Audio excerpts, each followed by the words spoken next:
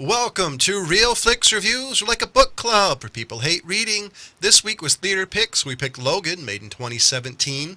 We also did part 2 of the miniseries Labyrinth. This week we have Jonathan Charney, James Stevens, and Ryan Preston.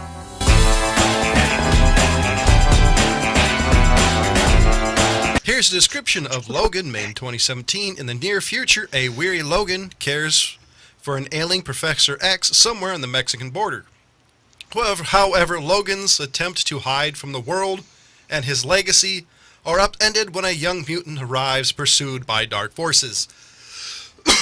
So, before we start, I do have to compare and contrast a little bit. We here at Real Flix Reviews were hoping for Old Man Logan, which is a comic book. Well, I knew that was never going to happen. Yeah, they weren't going to do that. Once they announced the title, you can't do... If anybody's read the comic, the whole protagonist is the fucking Hulk and his grandkids. True. Yeah. You know, so you obviously couldn't tell that story. Yeah, I mean, so I was hoping for a little bit more of a post-apocalyptic future than pretty much like, Los Angeles 2050. But overall, I am really impressed how they pulled this off. As my wife said, it's sad.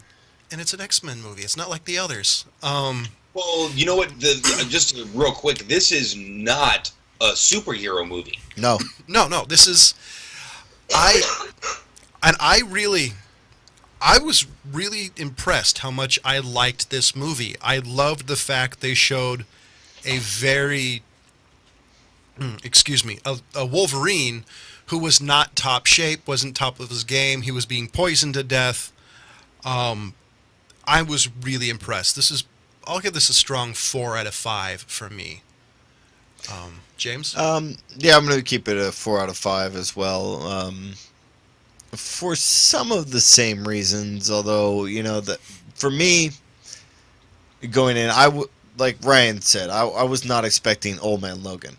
What I was expecting was a finality to the Logan story that has been butchered and slaughtered and beaten past the point of a dead horse.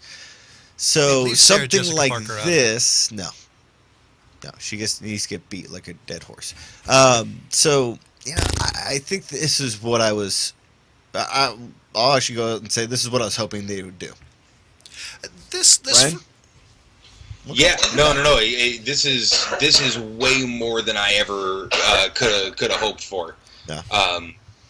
It's 4.5, very, very, very easily. I mean, this was such an actual story. I think along with the R rating, we got an adult story, not just the adult language. Although it was very strange hearing Patrick Stewart say "fuck." Which is actually, I mean, it humanized his role so much, did. and I mean, the degenerative neurological thing that he was going through.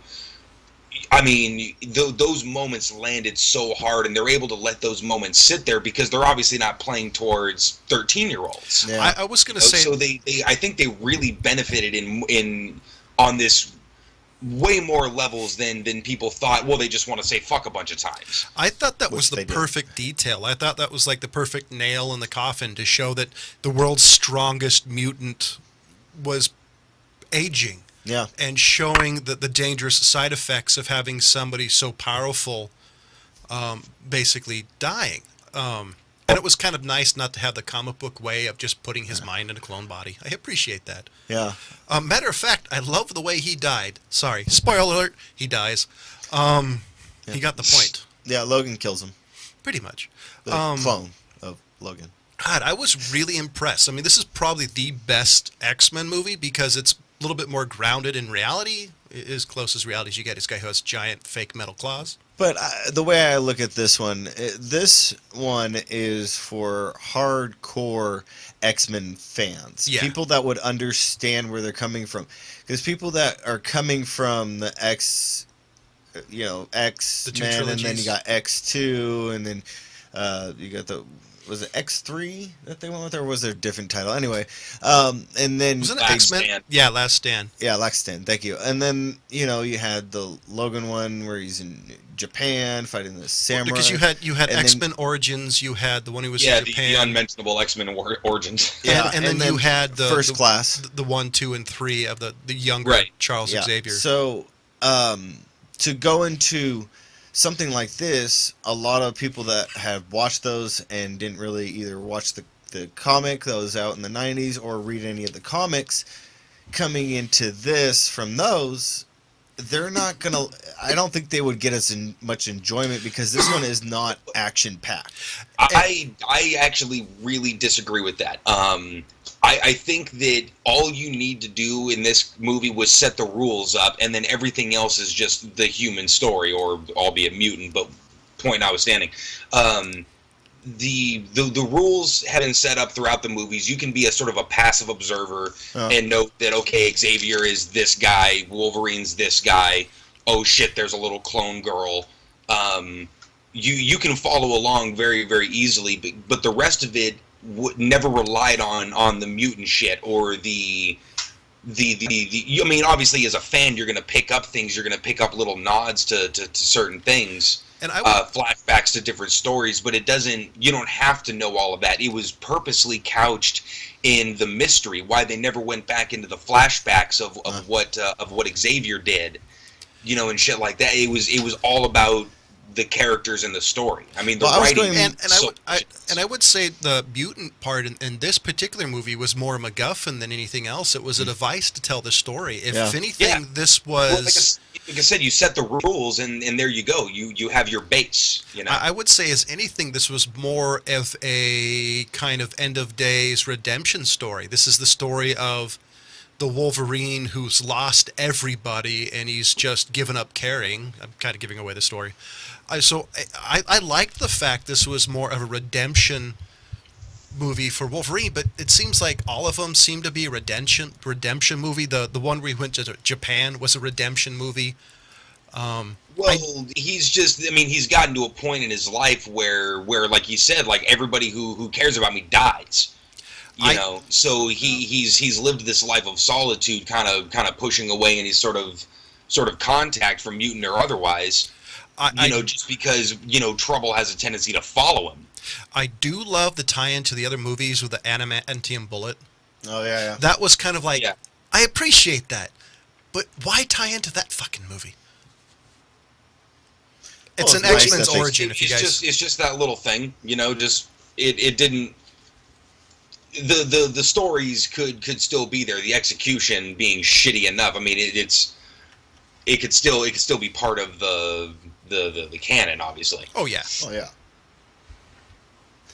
But no, I think this reached such a wider audience. I mean, this was the widest R-rated release ever. Yeah, more than it Deadpool? opened up on like just over 4,000 screens all over the world, which is insane. Okay, it beat the shit out of Deadpool by about 400 theaters. And I think the reason for that was they actually realized this is going to reach all kinds of people who were sort of passive to the superhero craze, I do think also this is the perfect send-off to, the Hugh Jackman Wolverine. This is... Oh, hell yeah. And this is literally like, the 21 guns salute, if you can, for a particular actor. Well, and Patrick Stewart, this was his last movie also. This was the swan song. And I thought they did him justice. If you can do that to one of the greatest characters in comic book history, I would say that when they shit, man, when both characters died, that fucked me up, man. Like, really, like in just like the what a crazy moment. You know what I mean? Like, and it had nothing to do with all of the extra stuff. I just want to say, as far as Patrick Stewart and Hugh Jackman, those characters they nailed in the first movies. Yeah. Oh, yeah. So, for sure. They're the common thread through all of these. I would say they were but- the only ones in any of the movies, excluding the First Class movies, that were perfectly classed, You know perfectly what? cast. I would actually And they grew say into it. in the first one, the guy, I forget the guy's name, but the guy they picked for Cyclops was pretty spot on. I didn't like him as Yeah. much. I didn't Well, I think he never was liked his character to begin with. No, I didn't think he was smarmy enough and kind of like a super, kind of Captain America guy enough. For me, it was a really well done role for that one. But Yeah, sure. y- The one they kept screwing up was Colossus. Oh, yeah. Until Deadpool. yeah, until Deadpool, they got that one right. But yeah, I'm glad that these two are able to be done and walk away from the roles. And it's not because I'm just tired of seeing them. I'm just tired of directors and that just slaughtered the story surrounding them. However, it's not the last Charles Xavier and Wolverine movie. But, Now that's the thing I think we need to be wary about is who are they going to pick for future movies. Now, hopefully, having the people who were playing at X-Men, First Class and all that, they'll pick, was it James McAvoy? Is that the guy who was playing Charles Xavier? Oh, yeah. Yeah, Hopefully, McAvoy was Xavier. now hopefully they'll Fassbender continue. was Magneto. Hopefully they'll continue with those two because I thought that was basically the perfect match. Yeah, Well, I mean, would it say- all really depends on how many more X-Men movies we even really need in the first Yeah, place. I'm thinking we don't need that Oh, many they're more. gonna milk it until James's kid's like 50. But what I want to bring up is X23. I think that girl did a great Oh. job. I love- can't believe we've gone this long without talking about her. Holy That's shit. why I've been holding that back. Like I want to get on that because she was amazing for the role. best scene in that entire movie is when Wolverine got a really good look at her and he's like, "Oh God, she's my daughter." Yeah. And I mean, just the little feral nature of her, though. yeah. Just this unhinged baby snake, kind of ferocity. And I love the fact through most of the movie she didn't talk. She only talked in Spanish. That She little didn't talk at all, and then she just unloaded on him for a couple of minutes. I loved that I can't understand you. That whole scene was hilarious because he's like fighting with himself and it's pissing him off. yeah. Oh, the other tidbit, really quick, I thought was really cool, how the comic book had the coordinates on how to get to Eden. I thought that was kind of clever. I thought it was a really good tie-in. Yeah. And I like the fact that they brought in the James Hallett name, which not very Yeah, many hell is people that? outside of that know that he even had multiple Right. names besides Logan or Well, I didn't X, think, Weapon Logan X. I didn't think Logan was his actual first name to begin with. His original name. No. Yeah, no, it definitely wasn't. It was hinted to a couple of times. I think Sabretooth called him Jimmy. Yeah. And it might have been like another little hint to it or something. Well, he also did have the name Jim Logan that he was going by. So it could have been that, or it could have been James that Sabretooth was joking about with him. But yeah, I was impressed that they threw that little tidbit in Somebody there too. storming the castle? The hell I is guess that? so. Probably a possum. But I think that was a nice little throwback. I think who they cast for X23 is really great. I would like to see more of her. Oh, Yeah, that there's- was her debut. Was this movie, and Yeah. what an amazing job she did. So She did. I have a feeling, and this is kind of a guess, I wouldn't be surprised if we see X23 and Eden, kind of the rest of the mutants fight Well, back. And I wouldn't the be surprised reason- if we see an older Magneto involved in that somehow, or a Magneto involved in it. Well, Huh? they can definitely go into the New Mutants, you know what I mean, Yeah. and start going there, because I think currently in the books, Weapon X is, I'm sorry, not Weapon X, X23 is Wolverine. This one I know they purposely set aside from everything so they wouldn't be coinciding with any timelines from previous or future movies. The hell is happening in our studio Ghost. today? Ghost. But yeah, no, I think they really should kind of bank on an X23 coming in. And I'd to- like to see it to more- with the same girl. I would actually like it if they waited till she was a little older and play her as Well, an that's older the thing character. is, I mean, it could be kind of anybody. Obviously, she's not going to look the same when she's older. It's going to have to be so long because she's pretty young.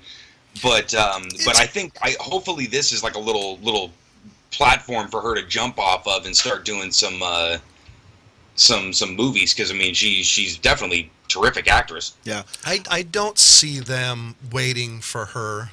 At most they'll probably do another 2, maybe 3 years before they pump out another X-Men movie. Now it could be a new Wolverine, it could be anything. I just don't see them waiting for her to get older when there's so many people they can choose from. I still want a decent Gambit. Allegedly, what's his name from G.I. Joe is supposed to do it. It's still slated from everything I've read. Well, I want to see something between the Thieves and Assassins. That would be cool. Yeah, I want to bring up one more thing about the Logan movie. Now, I don't know if you guys caught this as well. I was very appreciative that they did not drive through a fence. That they had to fight with it and then go to the door. Which still wouldn't work the way they played it off, but it was actually, I was very impressed when he slammed into that thing and went nowhere. Yep. So yeah, I mean, obviously he wouldn't be whipping it around and everything, but yeah, that's one thing that's always bugged me in movies. Yeah, you hit a fence and you go right through. I'm gonna continue to give Logan a 4 out of 5. It's not quite a 0.5 or a 5 for me, but it's the closest any X-Men has ever gotten to me. Yeah. I'm actually going to give it a half a point more, just because, Ryan did kind of convince me a little bit on the fact that you could go into this movie with watching the crappy X-Men series. I do think this I think it does translate, and I think it could be a movie that people who aren't big fans because of those movies might like. I don't think. Oh, I definitely agree with Ryan. I don't think it'll be as good to you if you don't have any knowledge of the X-Men. Yeah. But I do think if you've watched the other movies, it gives you enough that you can geek out about it. Yeah, that would be the only reason why I didn't give it a 0.5 initially. So but, Ryan. Yeah, definitely staying with the 4.5. I mean, obviously it's not perfect film. Closest X-Men's ever comes on freaking. No, I mean it really does transcend the genre, and was able to tell you an amazing story that would be great just on its own merits, without the setting of the mutants or lack thereof. But I like this movie so much. It was way more than I was ever expecting. So, ladies and gentlemen, we do have a Facebook page. Do you love us? Do you hate us? Is there a movie you'd love us to do? Or maybe news you'd like to give us? Or you could pause for the cause and donate to Old Guy Tech TV to help keep the lights on. The other thing is you can catch us on Podbean, iTunes, Stitcher, and more. So I'm going to hand it off to my co-host James, talking about episode 2, or the final episode of the miniseries Labyrinth. This one I gotta say, since neither of you guys have watched either one, the second part was not as entertaining, but they did wrap everything up, which was nice. Everything? Yeah. That's actually kind of surprising, because usually miniseries don't always finish everything. Well, this one's like 3 hours long. That's tied a nice pretty little bow on it, huh? Yeah, that's which was really good, too. But I mean, like Ryan said many times, BBC can really nail a thing like that and no one would be done and not drag it on. And I think a lot of the reason why I enjoyed it so much is because, like I said last week, this is put on by Ridley Scott, so there is some good storytelling along with it. I mean, it was the beginning one, they did a great job with getting you into it. The second one dragged just a little bit, but enough to... Beginning, middle, or end of it? I'd say around the middle, towards the end. So it's about average. Yeah, it's about normal average. for a longer miniseries. Yeah. So it's worth a watch, though. Awesome. So next week is my pick, and the movie I'm going to pick might be a little hard to find, so if my co-host can't find it, we're going to give an audible.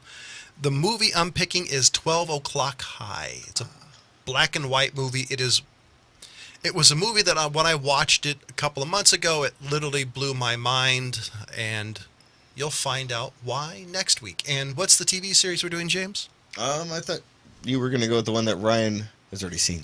Okay, well, we're going to pick the brand new Netflix Marvel TV show, Iron Fist. Yes.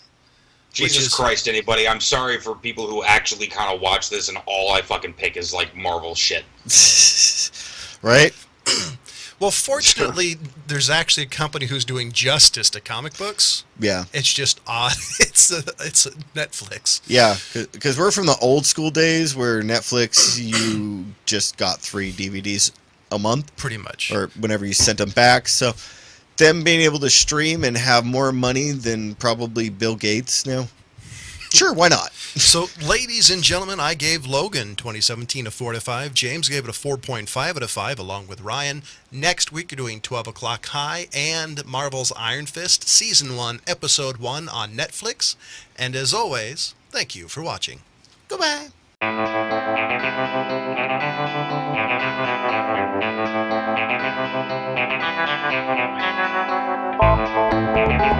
Thank you.